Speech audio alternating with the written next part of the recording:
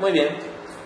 Miren ustedes, entonces como les digo, la parte preclínica está hecha en animales, ¿no? Esto de acá, como ustedes pueden ver, puede demorar años, ¿no? 1 o hasta 4 años de investigación en ratones, ¿no?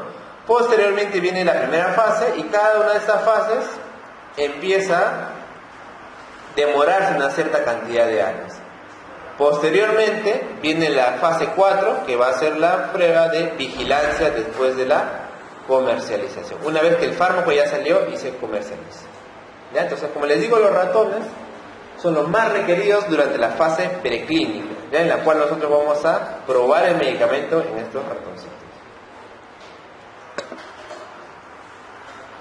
¿Cuál es el objetivo de darle en estos ratones? Primero, ver eficacia, ¿sí? Y segundo, ver tolerabilidad también. Tolerabilidad y seguridad del fármaco. Claro, si yo veo que de mis 100 ratones murieron 80, ni modo, bueno, tengo que volver a reformular mi fórmula o en todo caso, dejar de sintetizarlo. Entonces, con ello voy a ver, el ratón murió, tuvo hepatitis, ¿no? Tuvo daño renal, etcétera. Todo esto de acá yo tengo que ir apuntando.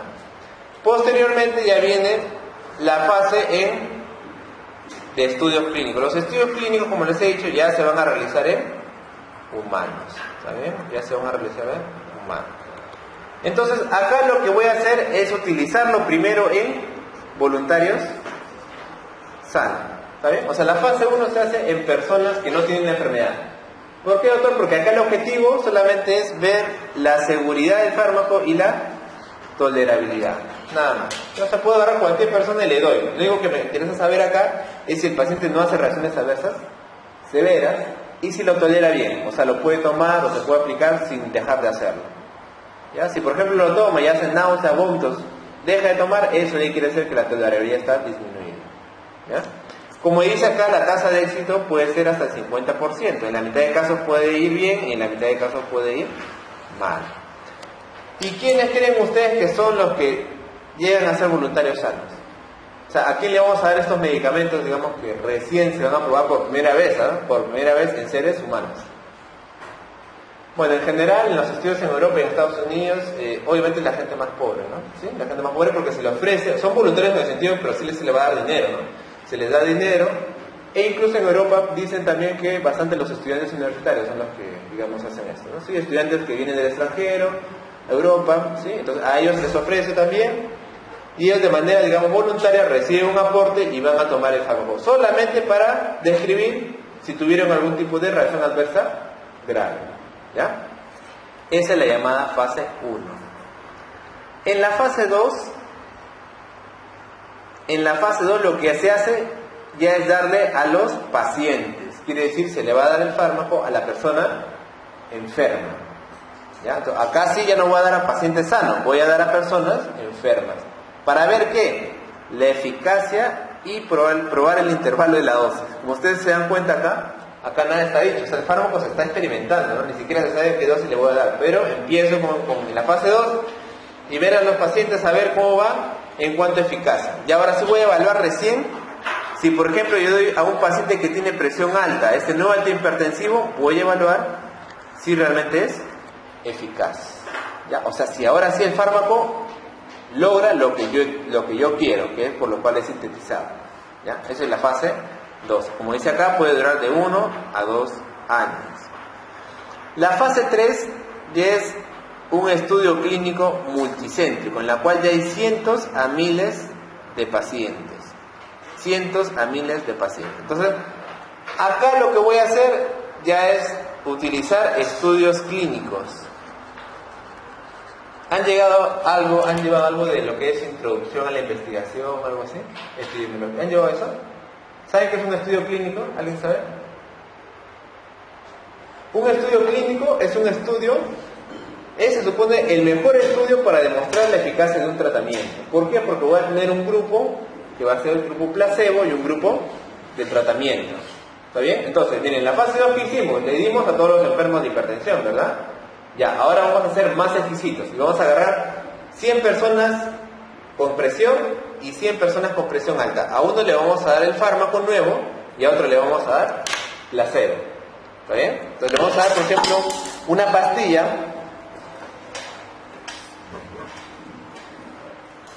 le vamos a dar una pastilla que tenga similares características al fármaco y que el paciente crea que es la pastilla, ¿no? Entonces ese es el efecto placebo. Y al otro grupo le vamos a dar el fármaco verdadero, ¿ya? Entonces vamos a comparar luego los grupos y de esa manera vamos a ver realmente si el fármaco es mejor que el placebo. ¿Está bien? Entonces ahí ya comparo dos grupos, ¿no? Entonces una cosa es solamente estudiar a pacientes enfermos y otra cosa es ya comparar un grupo de pacientes enfermos y otro grupo de pacientes enfermos. Entonces acá sí yo voy a decir, por ejemplo, mira, en el grupo que le di placebo mejoró el 20% y en el grupo que le daba el fármaco mejoró 80%. ¿Está bien? Entonces acá sí voy a decir, este fármaco es mejor, ¿no? Ese es el estudio clínico multicéntrico y es un estudio de mayor rigurosidad, ¿ya? Y finalmente la fase 4 es la vigilancia después de la comercialización. Eso es lo que les he dicho, ¿ya? Entonces, una vez que ya pasé la fase 3, ya lo boto al mercado. ¿Ya? Hasta acá estaba usándolo solamente en personas dirigidas, ¿verdad? Ya, ahora sí que pasé la fase 3, voy a poder venderlo en las farmacias, digamos. Y una vez que se vende en las farmacias, ahí recién voy a poder ver los eventos adversos y las interacciones medicamentosas, ¿no? Por eso les digo, ha habido muchos medicamentos que han salido y al inicio eran lo máximo, o sea que los pacientes se mejoraban, todo bien. Pero cuando ya se hizo comercial, o sea, cuando ¿no? se empezó a vender en masa, ¿no? Ya no eran 100 personas, sino eran miles o decenas de miles de personas que tomaban el medicamento, ahí recién se encontraron efectos adversos, por ejemplo, ¿no? Muerte cardiovascular, o, como dice acá, interacciones con otros medicamentos. Como ya era el uso masivo, por ejemplo, había personas que tomaban aspirina y también tomaban este nuevo medicamento y ocurrían interacciones en la cual usar aspirina y usar este nuevo medicamento, por ejemplo, podía ser fatal. ¿Ya? Entonces, como les digo, la fase 4 es una fase muy importante porque me va a permitir vigilar el medicamento una vez que ha sido utilizado por cientos de miles de personas. ¿Está bien? Entonces ya con esto ustedes tienen una idea muy importante. Y ahora que cuando ustedes llegan a medicina, llegan a semiología, van a ver que dice, por ejemplo, vamos a ver acá, por ejemplo, bortezomib, dice, un nuevo medicamento, ¿ya? Está en estudio de fase 3. Entonces ustedes ya saben qué significa, ¿no? Pues este medicamento está en estudio de fase 3. ¿Qué quiere decir? Que está en la fase en la cual todavía no ha salido al mercado, pero ya han hecho estudios clínicos demostrando su eficacia, ¿no? O tal medicamento está en fase 2, que quiere decir que recién se está utilizando en pacientes por primera vez. ¿Ya? Y cuando ustedes vean también congresos, cuando vayan a congresos tal vez de Europa o en Sudamérica, van a ver que dice, ¿no? Estudio tal, resultados del estudio tal en fase 3. Entonces voy a decir, son los resultados de un estudio, de un fármaco que está probando que ya está en fase 3 y que ya están utilizando estudios clínicos controlados. ¿Ya? Para eso me sirve. Entonces, como les digo, todo este proceso de acá dura bastantes años. Ya estos procesos de acá duran bastantes años, como ustedes ven acá, ¿no? A veces hasta 10, 12 años para que un medicamento salga al mercado y pueda ser comercializado. Ya, por eso les digo, la inversión de la industria también es bastante, entonces hay que ponerlo de parte de ambos, ¿no? Ni las industrias son, digamos, demasiado buenas, ni tampoco son demasiado malas, ¿no? Tienen una inversión, ellos tienen un equipo, médicos, biólogos trabajando para ellos todos los días para sintetizar nuevos fármacos, pero también obviamente tienen ganancias exponenciales, ¿no? A veces como, por ejemplo, si un medicamento, imagínense ustedes, a ver, el imipenem, ya, la ampolla, imagínate que cuesta 300 soles, ¿no? Probablemente el laboratorio en esa ampolla esté ganando cercano, por ejemplo, a 200, ¿qué les digo? 60 soles, ¿no? 260. O sea, a ellos ya no les cuesta mucho tanto la producción del fármaco, ¿no? Sino todo lo que han hecho. Entonces, de esos 300, 260 va para sus ingresos, por ejemplo, ¿no? Y de esa manera recuperan toda la inversión que han realizado. ¿Ya? Entonces, así se maneja y así se crea un fármaco, ¿no? ¿Cuál sería nuestra labor como médicos, ¿no? Primero, nuestra labor como médicos, ¿qué sería? Saber utilizar los medicamentos en adecuadas circunstancias. No dar medicamentos por las puras, no dar medicamentos en situaciones que no deberíamos dar. ¿Qué más? Saber y reconocer y estudiar qué tipo de estudios avalan el uso de cada fármaco. ¿sí? Justo hoy día, bueno, a un compañero mío, un colega mío lo visitó en un laboratorio y le dejó un folleto que les iba a traer, pero la verdad que me olvidé. Y en ese folleto, por ejemplo, hablaban de un nuevo antibiótico que estaba siendo usado, ¿no? Entonces decía, y te dicen un folleto en el cual te dice estudio de fase 1, estudio de fase 3, y te demuestran que el medicamento supuestamente es bueno. ¿Ya? Entonces nuestra labor como médicos, ¿qué es? Es estudiar estos estudios, estos artículos que están en revistas y comprobar si son estudios que son rigurosos. ¿Está bien? Por ejemplo, les digo un caso. Este medicamento que nos trajeron, comparaba, a ver qué les digo, un nuevo medicamento, ya que es la ceftarolina. ¿Ya? Imagínate. Ya, decía ceftarolina para el manejo de infecciones abdominales.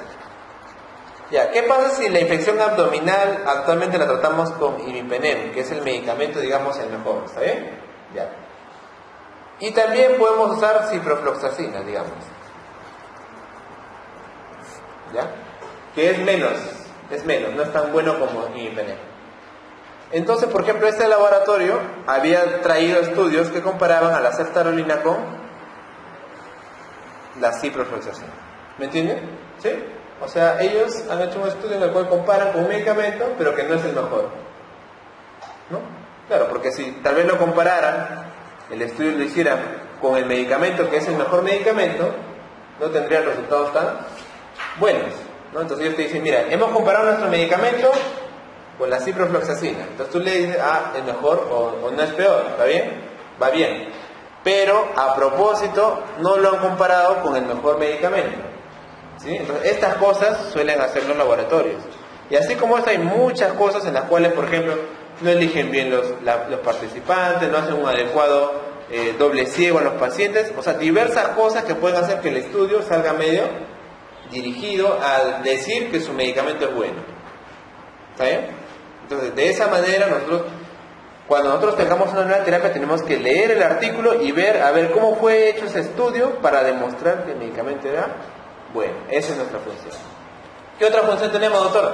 Obviamente la farmacovigilancia, ¿no? O sea, como ustedes ven acá, si nosotros encontramos un efecto adverso nuevo de un medicamento, tenemos que reportarlo, ¿no? En mi hospital obviamente hay una oficina en la cual nosotros reportamos cualquier evento adverso que se presente, rash, hipotensión, etc. Y eso de ahí tiene que ser reportado a las autoridades que controlan los medicamentos, ¿no? Si se reportan muchos efectos adversos, el medicamento probablemente tiene que salir, ¿no?, del mercado. Muy bien. La tecnología farmacéutica, entonces, esto es lo que es la farmacotécnica, ¿no? Transforma en un principio activo en una forma farmacéutica capaz de administrar. Claro, una cosa es estudiar una molécula en un ratón y otra cosa es cambiar eso y transformarlo en una pastilla, en una ampolla, en una solución. Eso de ahí es la farmacotécnica, ¿no? Entonces, como ven acá, nosotros tenemos varias formas de presentación de los fármacos, ¿no? Tenemos, por ejemplo, la vía oral. En la vía oral tenemos, por ejemplo, lo que son los comprimidos, ¿no? Los comprimidos que a veces son recubiertos para ser resistente al jugo gástrico. Tenemos cápsulas, esto de acá es una cápsula, ¿no? Cápsula. Esto de acá es comprimido, ¿sí? Cápsula. La cápsula se abre y tiene el polvillo dentro. Tenemos también lo que son las gotas, jarabes, preparados efervescentes, ¿sí? Tenemos, por ejemplo, la acetilcisteína viene sobre en polvo, ¿no? Lo echas en un vaso de agua y eso de ahí el paciente lo toma, ¿no? ¿Qué más? Tenemos comprimidos con matriz, comprimidos recubiertos de liberación prolongada, ¿no? Algunos fármacos tienen un recubierto que es tan grueso que hace que el fármaco se libere poco a poco, ¿no? Tenga un efecto más lento pero más duradero, ¿ya? Entonces, como ven acá ustedes, hay comprimidos continuos en los cuales obtienen una liberación más prolongada del fármaco. Durante todo el día el fármaco va liberándose y ejerciendo su acción, ¿ya? A diferencia de otros que, por ejemplo, se absorben, luego caen, se absorben y luego su efecto cae, ¿no? Entonces, por ejemplo, el beneficio de los comprimidos de liberación continua es que aumentan el control de los niveles plasmáticos, disminuyen la incidencia de efectos secundarios al no hacer tantos picos, ¿sí? Van a bajar los efectos secundarios, aumentar el cumplimiento terapéutico del paciente y disminuyen la irritación, por ejemplo, gástrica o en el lugar que se absorba. Las desventajas es que no todos los fármacos pueden seguir esto. A veces puede ocurrir liberación brusca, cosa que es muy raro. Obviamente esto de acá va a aumentar el costo, ¿no? Por eso les digo, ¿no? Todo lo que es comercial generalmente el costo es mucho mayor, ¿no? Y la verdad es que aumenta bastante el precio. Puede superar el nivel terapéutico y a veces también es difícil de discontinuar. Esos son los riesgos de este tipo de preparados, ¿no? Principales rutas de administración de los fármacos, entonces. ¿Qué ruta de administración tenemos? Principalmente la ruta enteral y la ruta parenteral. ¿Ya? Entonces, fácil. Enteral es todo lo que tiene que ver con el sistema, el tracto digestivo. Boca, administración, como dice, rectal, supositorios, o administración sublingual. Ya todo eso de ahí es enteral, tracto gastrointestinal. Todo lo que es diferente se llama parenteral. ¿Ya? Por eso cuando es tratamiento parenteral, por ejemplo, la vía endovenosa. Tratamiento parenteral. ¿Ya? Puede ser intramuscular, subcutánea, etc., ¿no? Administración parenteral, que quiere decir que no se va a tomar, ¿no? Va a ser por vía parenteral. ¿Ya? Y la vía parenteral a su vez puede ser vía intramuscular, vía intravenosa, subcutánea, intraarterial, inhalatoria, ocular, óptica, etc. ¿Ya? Todo lo que no es oral, ni sublingual, ni rectal es parenteral. ¿Qué es la forma farmacéutica? Es la forma física por medio de la cual se va a suministrar un medicamento a un organismo vivo. Esta forma física, esta forma farmacéutica va a incluir tanto el principio activo como otras moléculas coadyuvantes. ¿Qué era el principio activo, se acuerdan? El fármaco, ¿no? Por ejemplo, cuando damos una pastilla de paracetamol, pues tendrá obviamente paracetamol. Ese es el principio activo, pero también tiene otras sustancias que son coadyuvantes, ¿no? Los llamados excipientes, ¿no? O sea, obviamente la pastilla de paracetamol, aparte del paracetamol, tiene excipientes que me ayudan a conservarlo, que me ayudan a que tenga la forma sólida, que me ayudan a que no se desintegre tan fácilmente, ¿no? Esas son sustancias llamadas excipientes, ¿ya? Entonces, pero todo eso se llama forma farmacéutica. ¿De qué depende la forma, doctor? O sea, ¿cuándo voy a utilizar o crear una ampolla, una pastilla, una solución, etcétera? Eso depende obviamente de diferencias en las propiedades de los medicamentos, ¿sí? Hay algunos medicamentos que solamente existen en ampollas. ¿Por qué? Por ejemplo, porque pueden ser dañinos en el tracto digestivo o porque no pueden absorberse. Entonces, solamente se administran por ampollas. Habrá algunos medicamentos que solamente se administran por pastillas. Depende de las propiedades de estos medicamentos. ¿Qué más? Forma de uso y de aplicación. Claro, yo puedo también tener un fármaco que me tiene varias formas farmacéuticas, ¿sí? Varias formas farmacéuticas. Por ejemplo, el tramadol es un analgésico que viene en gotas, que viene en ampollas y que viene en pastillas. Entonces yo puedo usarla de diferentes formas. Y puedo usar cada forma dependiendo de los requerimientos. Si el paciente tendrá mucho dolor, utilizaré la ampolla. Si el paciente tiene dolor intermedio, la pastilla. Si tiene poco dolor, las gotas. ¿Está bien? Entonces eso es dependiente de los requerimientos. Y también, obviamente, la condición fisiológica o patológica del paciente. ¿Qué quiere decir esto?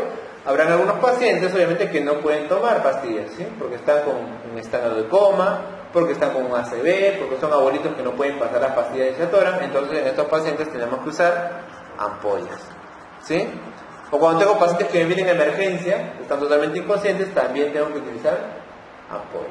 ¿Ya? Entonces, dependiendo de la condición fisiológica o patológica del paciente. Muy bien. Acá tenemos, por ejemplo, ¿no? Este de acá son las ampollas de adenosina, como ustedes pueden ver. Esta es una ampolla que se aplica directa. Estas son ampollas a veces que vienen en polvo y pueden diluirse, ¿no? Y luego administrarse por vía endovenosa. El acetaminofén, que es el famoso paracetamol. El paracetamol hay en pastillas, hay en gotas para bebés, ¿sí? Gotas para niñitos, 2 gotitas, 3 gotitas de paracetamol, o hay en jarabe. ¿Ya? Los sueros, ¿no? El suero a veces viene en bolsa, como este ejemplo, pero también a veces viene en frascos plásticos, ¿saben? ¿Sí? Pero también en bolsas, ¿no? Sueros. Eso, ¿para qué lo utilizo los sueros? Para hidratar, por ejemplo, al paciente con dextrosa, cloruro de sodio, el famoso suero salino, o darle algún tipo de nutrición parenteral también, ¿no? ¿Sí? Hay pacientes que no pueden comer por la boca ya nunca más, por ejemplo, ¿no? Operados. Entonces a ellos por la vena se les da nutrientes, ¿no? Es diferente a darle dextrosa, suero, son nutrientes, se llama nutrición parenteral. Ya, eso lo utilizamos en esos pacientes. Otra forma es la solución, ¿no? La solución es una preparación líquida acuosa que contiene un soluto disuelto en un solvente, ¿no? El solvente generalmente es agua o agua destilada y el soluto generalmente es el principio activo, ¿no? La solución. La solución puede ser en jarabe, en duchas, estas son duchas vaginales, enemas, enjuagues bucales, ampollas, hay ampollas bebibles, ¿no? O sea, son ampollitas pero que se toman, ¿ya? Por ejemplo, vitamina D. La vitamina D viene en ampollas bebibles, ¿ya? ¿Qué más? Las gotas nasales dióticas, ¿no? Ciprofloxacina, antibiótico en gotas, pero para aplicar al oído, gotas óticas, ¿sí? Gotas nasales, ¿no? Por ejemplo, de cloruro de sodio, para el bebito que tiene rinitis, rinobebé, hay una compuesta que se llama rinobebé. Gotitas, por ejemplo, viene el bebé con su rinofaringitis, ¿no? Que le dan gotitas solamente para disolver el moco, nada, ¿ya? Esas son gotas nasales. Soluciones para irrigación, ¿ya? Elixires, ¿sí? Como pueden ser jarabes, y gel también, incluso. Los gel, ¿no? Gel, por ejemplo, de lidocaína para hacer anestesia, etc. Muy bien. ¿Algo? Existen también los jarabes que contienen el medicamento, generalmente en una solución azucarada. Eso es para los niños, ¿sí? Paracetamol, la amoxicilina, ¿no? Son jarabes que tienen sabor dulce para que los niños puedan pasarlo, ¿verdad? El elixir generalmente tiene una solución que contiene alcohol, agua y una sustancia medicamentosa. Esto de acá generalmente se utiliza en adultos. Las llamadas emulsiones tienen en su preparación lípidos, ¿ya? Que están mezclados en un solvente en el cual no se disuelven, o sea, no están totalmente disueltos, se llama emulsión, ¿ya? Y la loción es una preparación acuosa que se usa generalmente externo, ¿no? Loción capilar, ¿sí? Una loción, por ejemplo, la ivermectina o el benzoato de bencilo, ¿no? ¿Sí? Pacientes que tienen acarosis, ¿sí? Sarna, acarosis, entonces lo bañamos con benzoato de bencilo para matar a todos los ácaros. Eso se llaman lociones, ¿sí? Porque se aplican externamente, ¿ya? Una loción capilar o una loción, por ejemplo, para el cabello. Esas son lociones, ¿ya? Muy bien, acá como podemos ver jarabe, ¿no? Estas de acá serían gotas oculares, ¿no? Y también acá tenemos algunas soluciones en frascos, ¿ya? La suspensión son preparaciones que contienen una o más sustancias sólidas disueltas pero de manera completa, ¿no? O sea, esta amoxicilina, por ejemplo, ya viene totalmente disuelta. Todo de acá es una suspensión, ¿ya?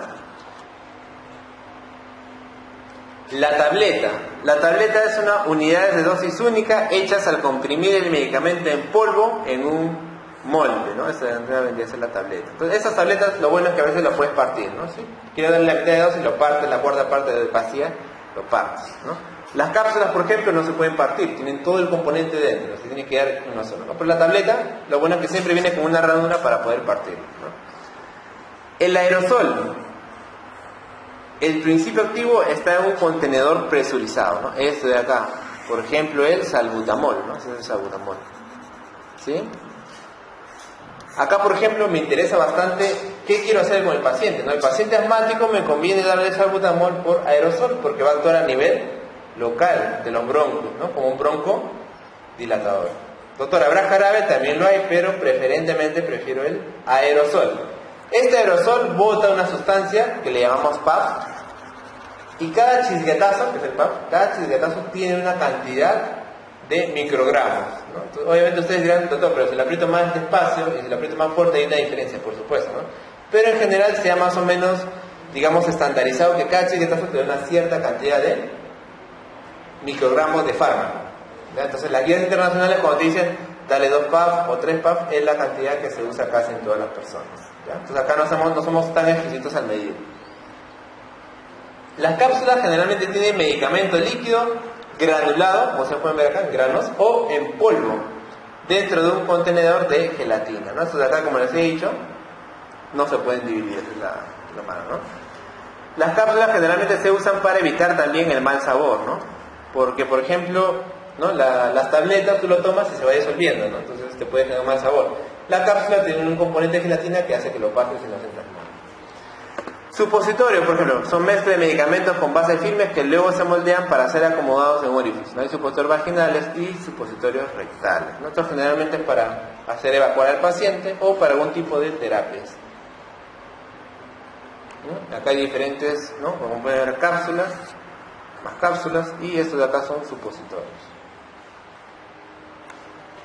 Las tabletas sublinguales se supone que se utilizan debajo de la lengua con la función de que sean más rápidamente absorbidas. ¿Por qué? Porque se supone que acá en la lengua hay unas venas, hay unos vasos, en los cuales este fármaco se va a disolver y va a pasar a través de estos vasos sanguíneos, ¿ya?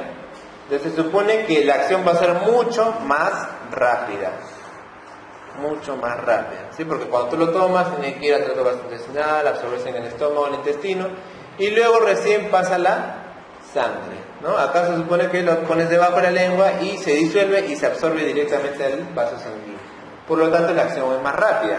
El ejemplo más frecuente que usamos es la nitroglicerina, que es un vasodilatador que damos a los pacientes que se están infartando, ¿no? Viene un paciente que se está infartando, le damos una nitroglicerina debajo de la lengua y el paciente presenta una vasodilatación, con eso podemos disminuir el infarto. Muy bien, también tenemos tabletas bucales, como dice ahí, que no lo usamos la verdad mucho. Comprimidos con recubiertos entéricos que van a servir para que el fármaco pase hacia el intestino sin mayor problemas. Y acá tenemos algunos ejemplos, ¿no? Ese es el comprimido entra, se empieza a disolver en el estómago y se absorbe acá totalmente, ¿no? La solución desde un inicio puede ser absorbida y la cápsula más bien es la que se degranula en el interior del estómago, ¿no? Luego tenemos las formas farmacéuticas parenterales. Tenemos por vía endovenosa, intramuscular, subcutánea, intradérmica, etc., ¿no? Las ampollas, como estas de acá, son frascos de vidrio de cuello estrecho que deben romperse, que generalmente contienen dosis única de fármaco, ¿no? Eso es lo que más, una de las cosas que más usamos en la hospitalización, ¿no? La enfermera es la que hace todo siempre, lo parte, tiene una, como ustedes ven acá, por esta parte se rompe, ¿no? Esta de acá, y eso de ahí se carga una jeringa y generalmente se administra directamente al paciente. Son las famosas ampollas, ¿ya? También existen en otros países jeringas prellenadas, que ya son jeringas que te vienen con ya el fármaco ahí mismo, ¿ya? Solamente lo utilizas. Son contenedores pre-rellenados que contienen dosis únicas y vienen listas para la aplicación, ¿no? Por ejemplo, algunas insulinas ya vienen directamente para que el paciente se aplique, ¿no? O adrenalina, pacientes que tienen bastante anafilaxia, ¿no? Vienen su adrenalina, se lo ponen y listo. Los viales son dispositivos de vidrio sellados con un diafragma de caucho, este de acá, y que contienen una o múltiples dosis, ¿no? Estos viales generalmente lo que hacemos de acá es le echamos agua destilada y lo disolvemos, ¿no? En polvo, le echamos agua destilada, lo disolvemos y de ahí recién sacamos la muestra para administrar al paciente, ¿no? Estos de acá son los llamados viales. El suero premezclado son dispositivos que pueden ser de plástico o vidrio que ya contienen un medicamento disuelto. Esto acá casi no existe acá, ¿eh? Prácticamente. O sea, que ya tienen la gentamicina en esto, no. Nosotros mayormente lo usamos en ampolla, ¿eh? ¿Qué son los preservantes? Son sustancias adicionadas al medicamento para prevenir la contaminación bacteriana, la cual podría llevar a la pérdida de la estabilidad del medicamento. O sea, como les digo, aparte del principio activo, existen otras cosas que van a servir para preservar el medicamento, ¿sí? Para que me dure, para que no se malogre al día siguiente, para que me cuide de la luz o para prevenir contaminación bacteriana. Generalmente ahí se utiliza alcohol, ácido benzoico, etc. Y luego también existen los llamados excipientes, ¿no? Que los excipientes, más que para prevenir de alguna infección, nos va a servir para mejorar la disponibilidad del fármaco, ¿sí? Evitar que si el fármaco se mezcle con algo se rompa, evitar que se desnaturalice, evitar que la luz le haga daño, evitar que se oxide, etc. Esos son los llamados excipientes, ¿ya? Entonces, como les digo, todo esto de acá es útil para que el fármaco pueda ser liberado sin ningún problema. Y el vehículo constituyente del contenido de la ampolla en el cual va inmerso el medicamento. Este de acá no debe ser tóxico ni poseer efectos farmacológicos, obviamente, ¿no? Debe ser algo que no cause absolutamente nada, ¿no? Generalmente es la misma agua o en todo caso otros compuestos tipo alcoholes que pueden ayudar a transportar el fármaco. ¿Sí? Entonces ya entendimos más o menos qué es fármaco, ¿verdad? Fármaco, principio activo. El medicamento viene a ser más que todo el fármaco, ¿no? Incluso con los excipientes y con los preservantes. Eso ahí viene a ser el medicamento. El fármaco, el principio activo, es la sustancia que va a ocasionar algún tipo de cambio en el cuerpo humano, ¿ya? También hemos revisado lo que es el proceso de creación del fármaco, ¿verdad? ¿Sí? Y los diferentes intereses de la industria en producir medicamentos generalmente que sean utilizados por mucho tiempo, ¿ya?